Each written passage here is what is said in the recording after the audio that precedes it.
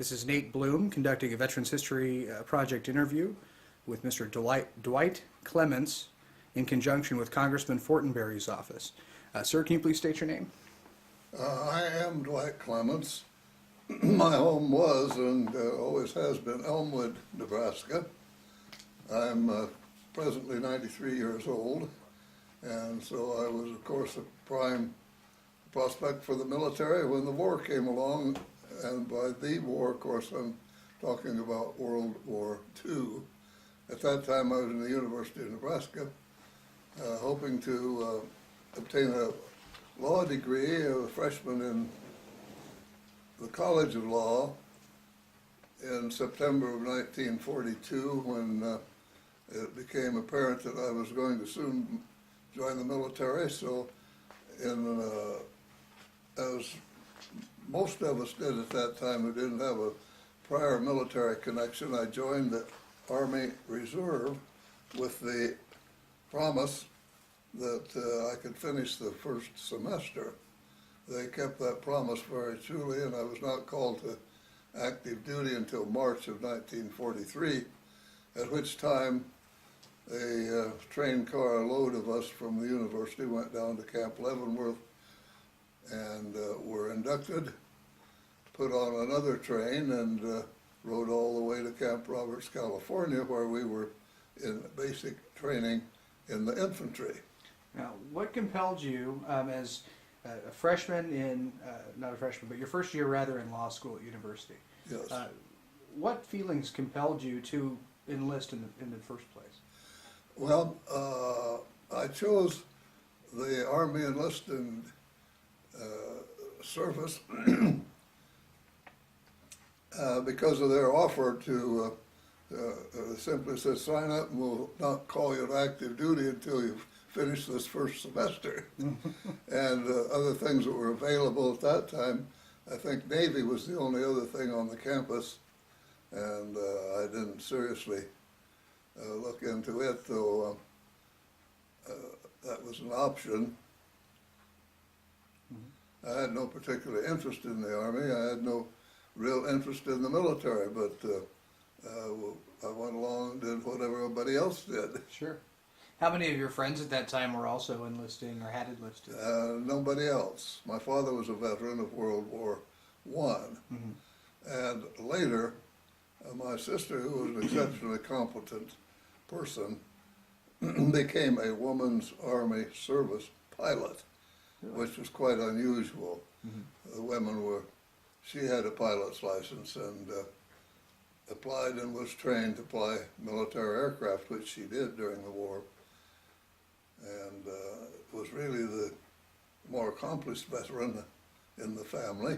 Did she fly aircraft like from the assembly facility to the base, or what was? She flew all, just about every, I think there were 37 different types of aircraft on her logbook that she had flown. And this went from the BT, basic trainer, to a B-17 bomber. She was one of the more exceptional ladies, and only a few of them were trained for the B-17. And she, in fact, did not continue with them because it was too big for her. She didn't like it, couldn't handle it. But the most interesting part of her career, I do not have, and it's so unfortunate. She was assigned to go to Colonel Tibbetts in Wendover, Utah, where he was forming the mission to drop the atom bomb, and worked there with him as a pilot in some capacity, and she would never talk about it.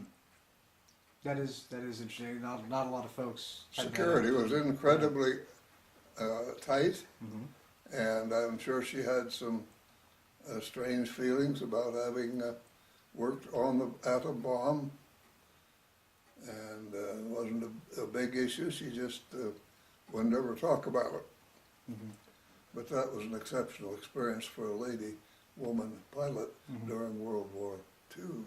Were there any other female pilots assigned to Colonel Tibbetts' operation? I am not sure. Well, very neat. Thank you for sharing. And what was her name? Betty, actually, Grace Elizabeth Clements is her name, but we used Betty because she didn't like the Grace. So, again, you enlisted then, and after your freshman year, or your first semester rather, at university law school. Yes, Then you went on to basic training in California, you said? correct. Can you tell us more about that?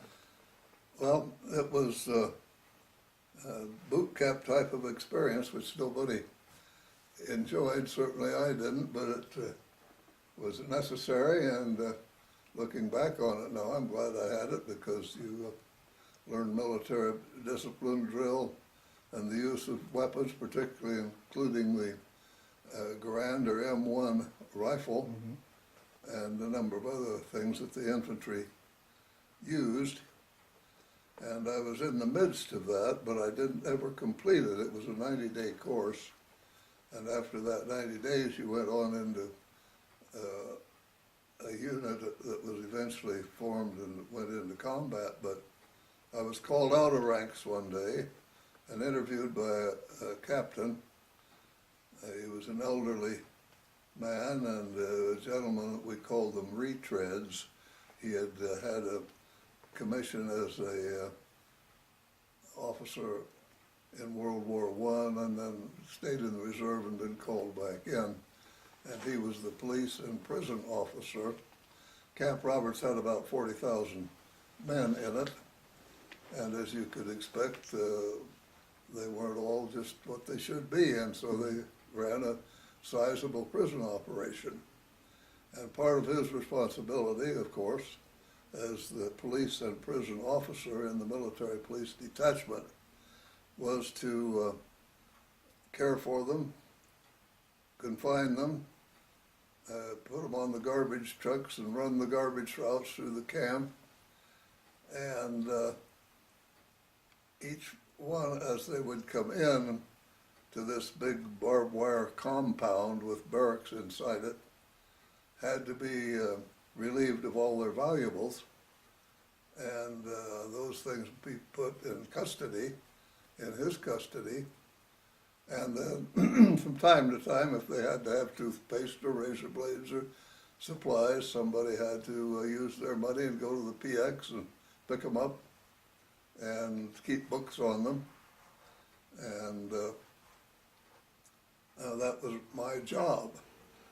I learned later that my predecessor had gotten things scrambled up, and the captain had to make good on it.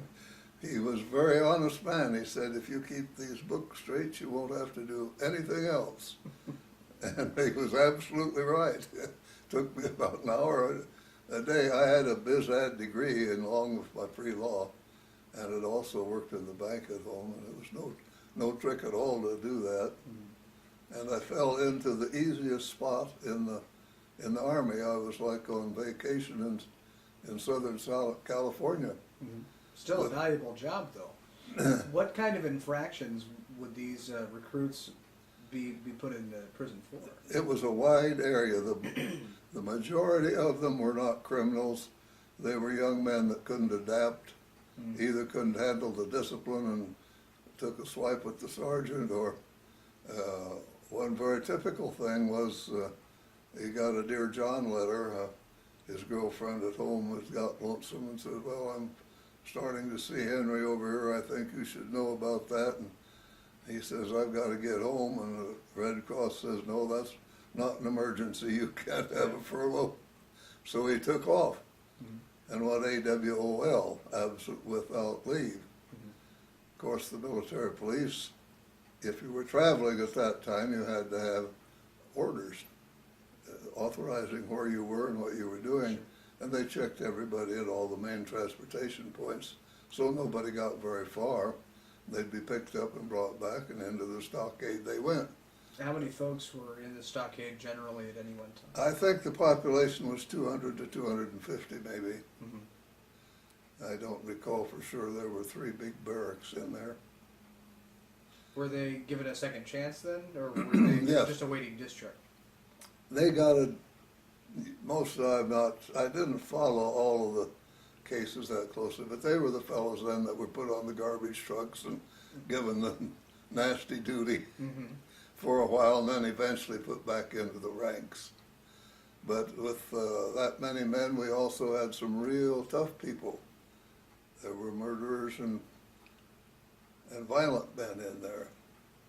So it was an interesting experience. But to get back to my situation, I fell into the nicest thing you could. The place was run by Sergeant Boland, who was a small man with a broken nose, had been a professional boxer and was just tougher than nails. He was a master sergeant, and he ran the whole operation. He was from Ashland, Nebraska, which was 18 miles from my home. And immediately he recognized me, and we were hometown buddies. Mm-hmm. He said, "You'll need transportation for your job. See, there's a motor pool, there's a row of motorcycles.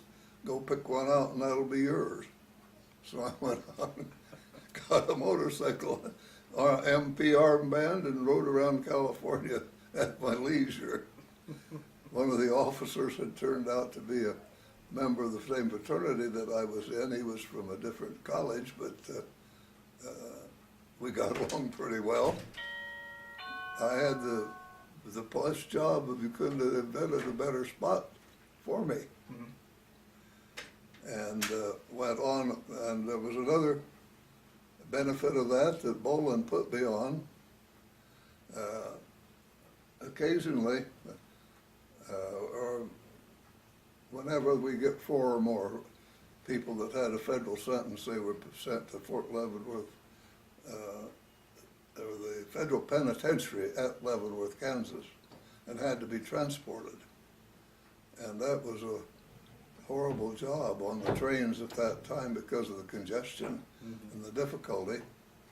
But Boland said, "You want to go along as a guard? We're going to send 4 men, and you'll have travel orders. And after you drop them off in Leavenworth, you come back on your own. Nobody will know where you are, and you can go home for a few days." Well, that was a pretty attractive option. Mm-hmm. So I did that twice. But it was a tough trip because those men were, I don't know, they're psychopaths. People who are that deep into criminality or something else. Mm-hmm. But it was an added benefit of my job. So I was getting along just fine. But the war was on and people were getting killed, and here I am riding around California on a motorcycle and having the time of my life. So I was looking for a way out, and being in the headquarters, I saw the material that came through, and there was a military police, military government school being formed. I said, "That sounds good. School and military government, I'll apply." And I applied and was accepted and sent to Battle Creek, Michigan. And when I got there, I found out that it was the school to develop the cadre who would administer civilian Germany after the war. Now, this was in the spring of '44. D-Day hadn't happened yet, mm-hmm. but somebody was thinking a long way ahead and preparing for our administration of Germany, which was fine, and it was easy stuff. You learned about the German civil government, which in the small towns was similar to ours. The Obermeister was the head of the council and had more authority than our mayors. But the Germans were a disciplined people, and that's the way they ran things. And was not a whole lot to it, with one exception. If I stayed after the basic 6 weeks or whatever it was, I would be required to commit to being in Germany for 3 years after the war was over for civil administration. Mm-hmm. You know, I really was not interested in continuing an Army career, so I opted out, was sent back to California, and reassigned to the combat engineers. This was the 1285th Combat Engineer Battalion being formed in Camp Bowie, Texas. And when I got there, I found out it was a collection of men just like me who had been in the Army long enough to know their way around, but had for some reason or another did not fit the present cog. Back in California, of course, another man had been trained for my job, and I was excess baggage there, so they sent me on to wherever I was going to fall, and everybody there was the same way. A couple of the officers were professional engineers, and the rest of us just dummied around. But here again, it was forethought because we were trained as a Bailey Bridge outfit. The battalion was on trucks, and my particular job as a sergeant was a erection or construction foreman. The trucks had every tool in them, from pickaxes to dynamite and sophisticated explosives. We carried a bulldozer, and whatever tool you needed was there. And we went out into the field and learned to build a Bailey Bridge, which is a prefabricated steel truss bridge. The trusses are, I believe, 6 feet long and 4 feet high, with cross members in them, weighed 600 pounds, and 6 men would put peavies between the members, a man on each side, and 6 men would say, I would say, lay, hold, heave, and the crew would lift them up and start carrying them.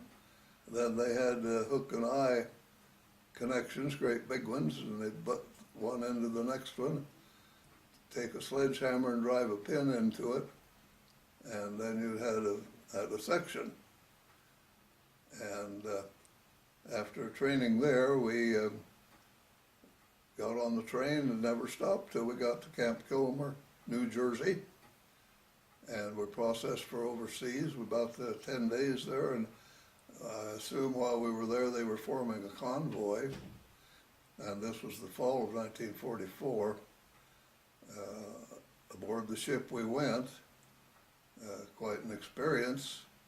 You've seen pictures of it. Fortunately, as a sergeant, I was able to choose my weapon, so I carried a .45 automatic Colt on my hip, and had one hand free. Everybody else was carrying a rifle, because we were a combat outfit trained not only to build but also to fight or protect ourselves as we were building.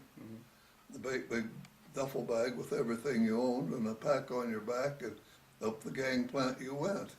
Now, where did you disembark from? Which port? We went to England. Where did you leave from the United States, though? We left from the United States well, I was last in New Jersey, and I know we went out New York Harbor, but you didn't know where you were. Nobody told you when you were in the Army. You just followed the next man ahead of you. What was that experience like? So you've come up the gangplank and you're on the ship just crowded with soldiers, and you're leaving New York Harbor, and you know where you're going. It was unbelievably difficult. The living conditions were deplorable. We were on a converted tourist boat that had been running tourists down the South America coast, and it had just stuck bunks in at every place. They were stacked. You'd have about a 2-foot breathing space between you, and they were 4 bunks high or whatever, and very narrow, and everybody with everything they owned piled around them, and poor ventilation, and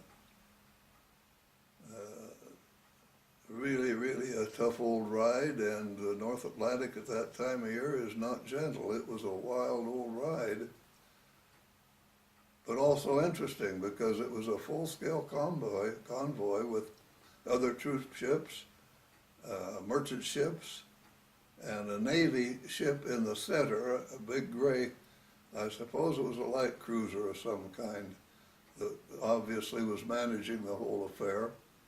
On the outer perimeters were destroyers, which were supposedly guarding the submarines away.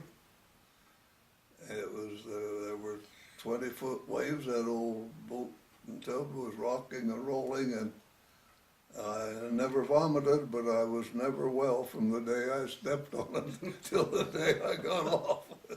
Did It was pretty bad. Was your convoy attacked at all by any of the German wolf packs? We had some alarms, but I never was aware of, you could see the destroyers drop depth bombs sometimes, which would be an explosion out around them, boom, boom. So supposedly they thought they saw something, but nothing ever happened. And praise the Lord it didn't, because that water was cold and that ship was crowded. The casualties would have been enormous. And into Liverpool, off the ship, with your bag on your back and down the wing plank and onto a train immediately, off into the night and into a replacement depot out in the rural English countryside. And just as we got there, the Battle of the Bulge erupted in Europe.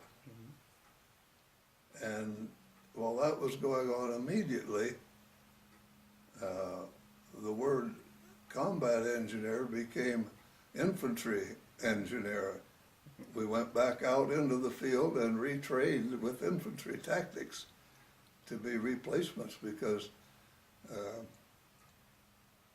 the Allies were pretty scared. That was getting desperate, and they didn't know whether they were going to get them stopped or not.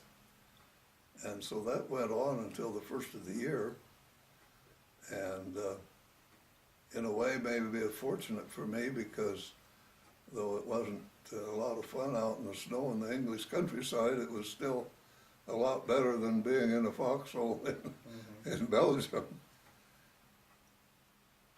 And after the skies cleared and the Air Force got functional again, and Patton got some tanks up there, we stopped the Germans, and we were reversed again, back into our engineer trucks and our engineer outfit. There's a lot of uncertainty as the Battle of the Bulge waged on, though. What did you feel like you were going to be deployed into that infantry type situation, and how did? Very much so. How did you feel about that? It didn't bother us a bit. You fatalist, I guess maybe you are. You don't think it's going to happen to you.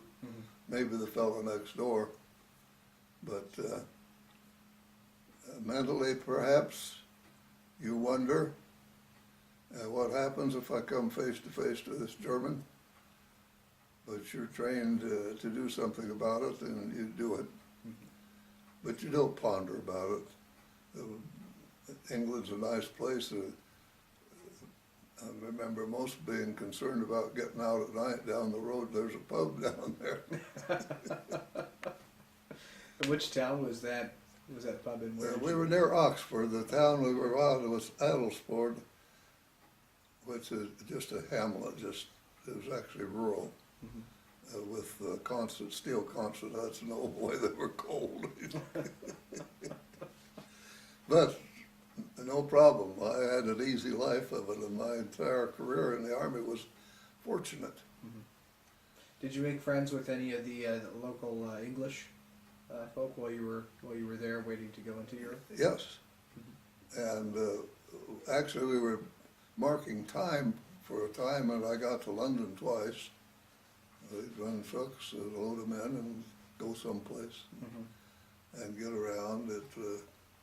Everything was so constrained.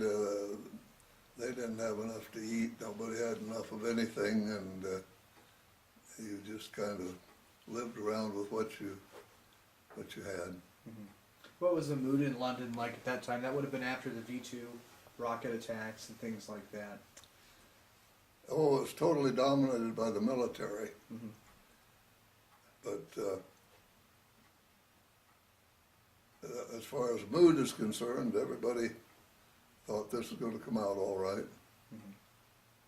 And they did what you could, and were, at least in my experience, very hospitable to the American servicemen, which they certainly should have been. A couple of rememberings, I got into a posh restaurant, probably a place I shouldn't have been in, and they treated me just as well as anybody else.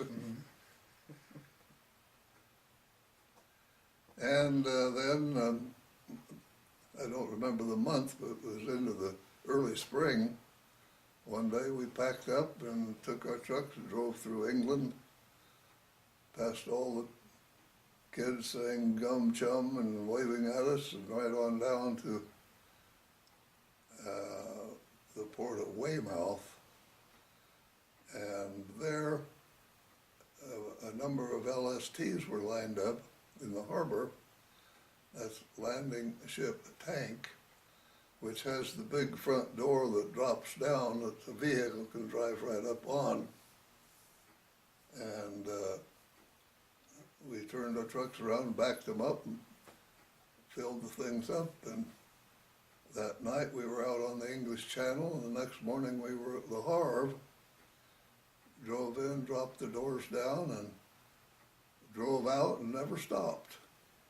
And from there on, I don't have the geography in mind because there weren't any street signs. All of those had been taken down or changed to confuse people. And we spent some time working on roads and what I thought was fooling around really in northern France and Belgium until I found out what we really were over there for. At that time, the Germans were retreating. Actually, the war was practically over. But we had gotten across the Rhine at Grenoble. That's the name of the town, isn't it? Where they failed to dynamite one bridge. No, that's not the word. Well, anyway, it's a very famous place because the Germans, of course, as they went back across the Rhine, that was their last really good place to defend, and they destroyed every bridge. There wasn't a one that would take anybody across, except this one that, I'm not sure of the story, but the explosive didn't go off, and we did get some men across, enough to get a bridgehead, and they were spreading out then in Germany on the German side of the Rhine, and we were pulled up along the Rhine just below Dusseldorf, and it was a point well chosen because it had been a ferry across there, and a good road came down to the river, and there was an abutment. On the other side was an accepting abutment and a road going out, and then out of coordination that was very good, trucks became rolling in with pontoons and the components for our Bailey Bridge, and our assignment was to bridge the Rhine River. And I do think we put the first one across that was there. Anyway, in 3 or 4 days, we had a pontoon bridge across the river. And while we were doing this, people were backed up and bivouacked behind us. First outfit across was a tank outfit. And I remember looking at that bridge. We doubled the Bailey Bridge components that I told you about that were 6 feet. We put 2 of them together and then one on top, so there were 3 of them. So pretty solid. It was a fairly strong thing. But the first outfit there was a tank outfit, and they rolled this 40-ton Sherman tank up there. He's going to go to the bottom of the river. But there were a lot of brave, wild young men there. And there was an officer from their outfit stood there, and would point at them and say, "You go." And they'd open those things up just as fast as they could, and out they went, and our bridge would roll up and down. As soon as he saw that was far enough out, he'd wave the next one, and then the next one. It wasn't 30 minutes until the whole outfit was across, and they're followed by their kitchen, and they were on their way to really do some fighting into Germany. And of course, we were busy then, from then on, though by that time another bridge had been built below us, and pretty soon we had troops established on the other side of the river. I never did fully understand, though I think it probably was the fact that the Germans were pretty well whipped by then. We didn't catch any artillery, didn't catch any German Air Force, which I think was probably destroyed by then. Mm-hmm. We built that bridge without any strikes from the enemy. Mm-hmm. Only thing they did was the Rhine is a beautiful commercial river full of big barges, and they still controlled the upper ridges, and without our realizing the hazard, one night they cut the coal barge loose and let it drift down into our bridge. Didn't take it out, but it took it out of service for 2 days while we pulled it back into shape. Mm-hmm. And I got the duty of, one of the unpleasant things I had to do then was, we had little inboard, boats about 14 feet long, they're just slick as a whistle. They could detail up and sink every barge that's up there. There was a railroad bridge up at Cologne, which wasn't too far, that they couldn't get by, so my orders were to sink everything there. Well, that's fine, I'll go sink them. And you get there and you find out that people live on these, and it's their business and their home, and they come screaming out at you, and you take your 45 and say, "Rousement, boom, boom, get out of here," and drop the dynamite in their home. Mm-hmm. Well, that wasn't tough duty compared to what a lot of people had to do, but it was unpleasant. Mm-hmm. But we sunk everything that could have come floating down and bothered our bridge. How many did you sink? What's that? How many do you think you sank? Oh, I don't know. We were up there, up and down the river all day, maybe a dozen. Mm-hmm. And it was a wonderful operation. They were, the Rhine at that point, and it probably still was today, or even better, this is right in the middle of the Ruhr. In fact, there was a submarine factory on our side. That was industry and transport from Holland and all over Europe up and down with these big barges. It was quite a nice operation. Mm-hmm.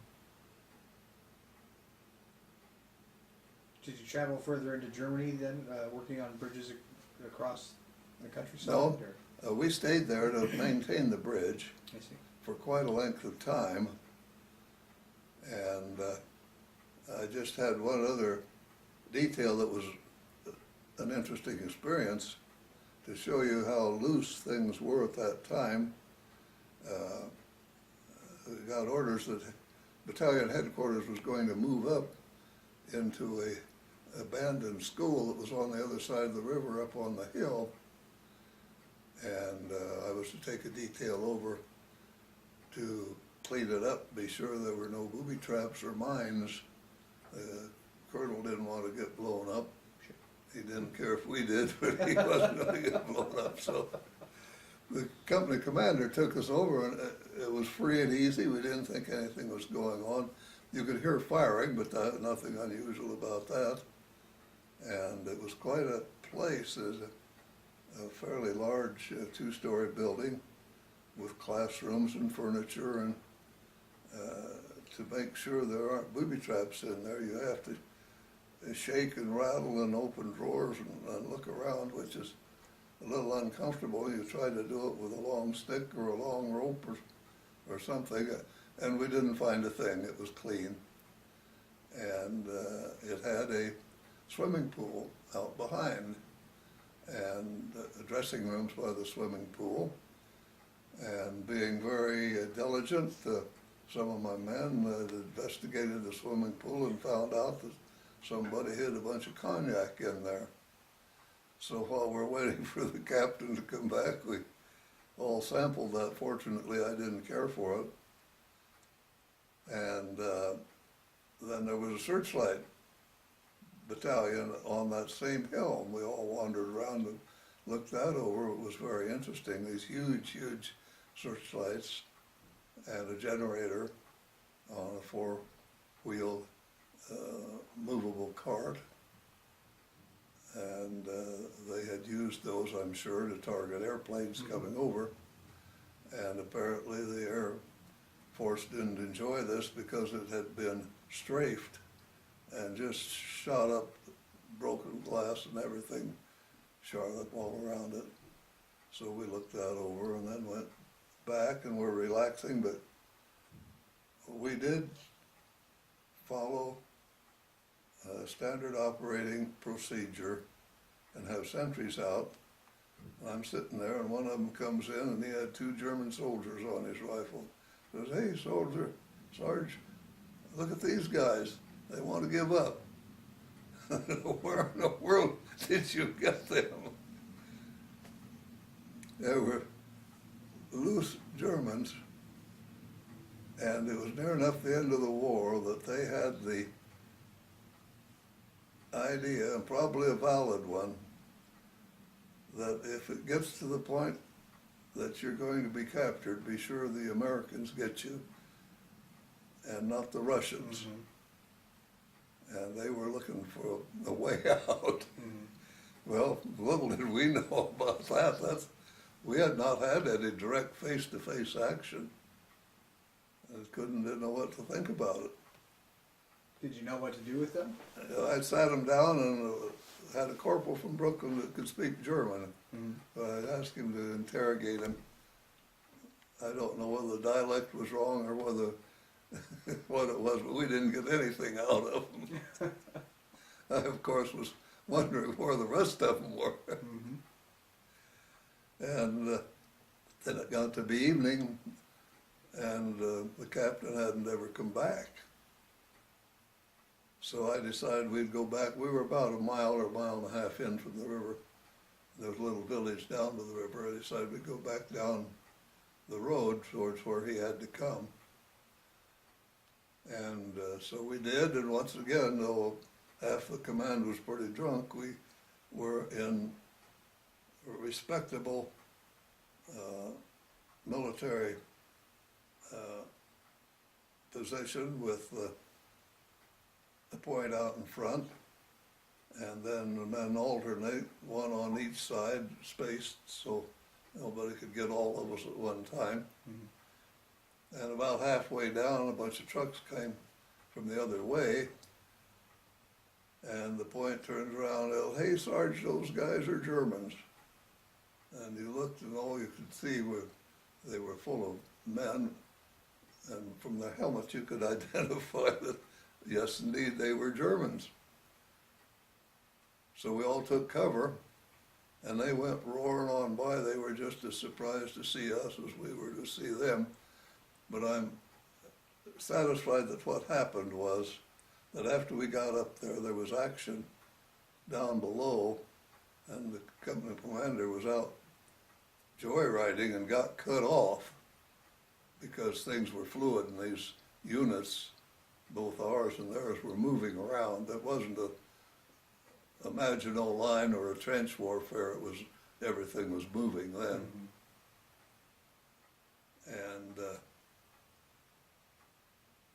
And we just got lost in a screw-up, which has happened to everybody all the time in an operation as large as that was. I didn't feel bad about it, except I always resented a little bit that the commander didn't tell me what happened. He didn't say a word.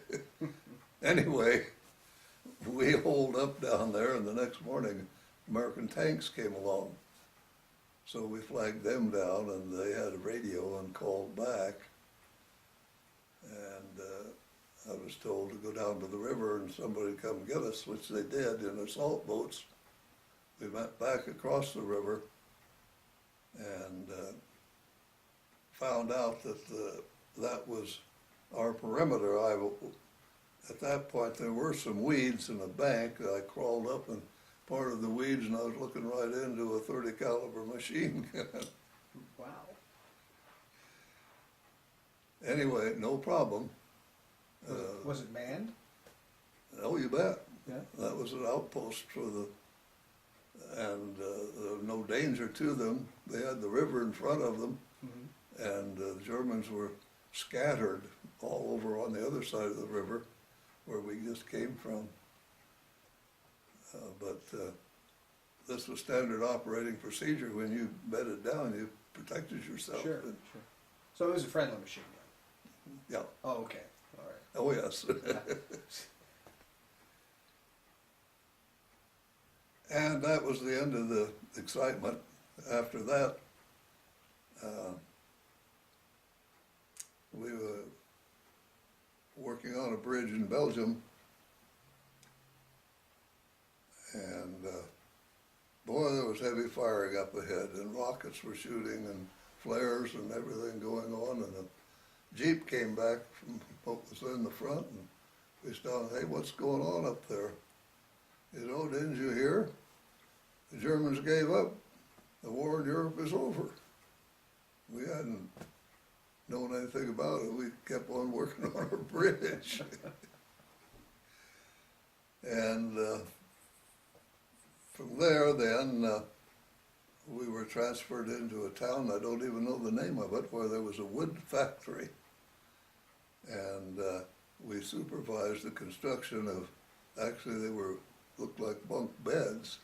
The German workers came, and they were good workers, all very elderly, of course, and were constructing accommodations for displaced persons. The country was full of ethnic groups just wandering around with nothing but the shirt on their back and no place to go and no way to be taken care of. And so the Army was immediately trying to get some things put together for them. And so of course that was easy duty again for quite a while. And I don't know the time frame, but we were moved out of there then on a long convoy clear back through Germany and France to Marseille to a redeployment depot, because decommissioning was going on in Europe. And we had been there long enough to be qualified as a decent operating, I'm just going to let that go, unit, but not long enough to be entitled to go back to the States. We were headed for Japan for the invasion of Japan. And it was a redeployment depot in Marseille. Huge place, tent city, which was not too bad. Had an army cot to sleep on. All the time before, I hadn't been in a cot or a bed unless I found one. We bivouacked in a house or a building or a church or a barn or wherever we were, which was not bad. It wasn't that tough. I was young and the weather was mild, but we were to embark in a couple of days to go through the Panama Canal on to Japan, which was fair enough. And I seldom caught guard for some reason. I was lucky. It was nothing much to it, but nobody cared to do it. But that night I did have guard, and the procedure was to take a corporal and about a dozen riflemen over to the company headquarters and get them organized and put your points around the perimeter of the company. Even inside of a 10,000 man camp, we protected our own area and post your sentries. And then they were not to let anybody in or out unless they identified them. And after I did this, I went back to the tent and went to bed. And right in the middle of the night, the